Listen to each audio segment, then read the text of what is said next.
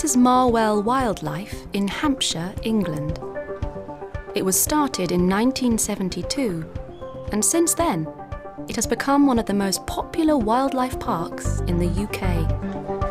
500,000 people come here every year.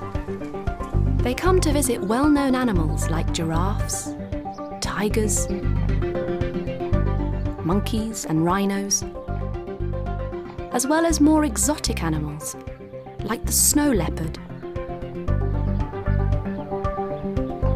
the Somali wild ass, and the ring-tailed quachi. There are reptiles like this green tree python, and birds like these flamingos. However, Marwell Wildlife is different to other wildlife parks and zoos. It's a charity dedicated to the conservation of different species of animals. Some of these species are endangered, like the Gravy zebra, with a population of just over 3,000. And some are near extinction, like the Siberian tiger, which has a population of less than 250, or the Amur leopard, with only 30 pairs of adults left in the wild. For 40 years, staff have brought animals like these to Marwell because their natural habitats, the places they live in, have been destroyed by humans and by climate change.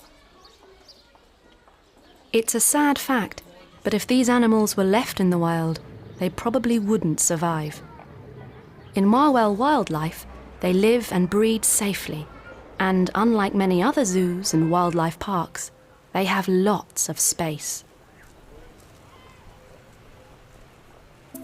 However, Marwell Wildlife hasn't always been like this. It used to be smaller and used to have fewer animals. But in the last 20 years, the park has grown from 120 acres to 150 acres. It has become a more open park, where the animals have much more space.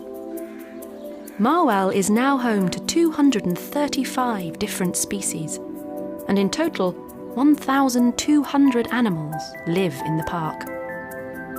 If it weren't for Marwell Wildlife's conservation work, many of these animals would be extinct in the wild. Sadly, though, some of them already are. This is the scimitar oryx. They are a type of antelope that used to live all over North Africa.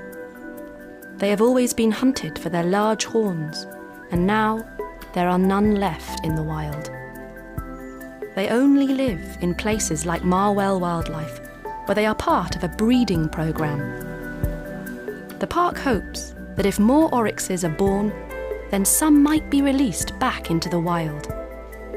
They have already done this with some oryxes, which have been released in Tunisia. The oryx breeding programme has been a huge success, but there are many other strange and beautiful creatures still in danger. If places like Marwell Wildlife didn't help, many of these amazing animals would die out completely.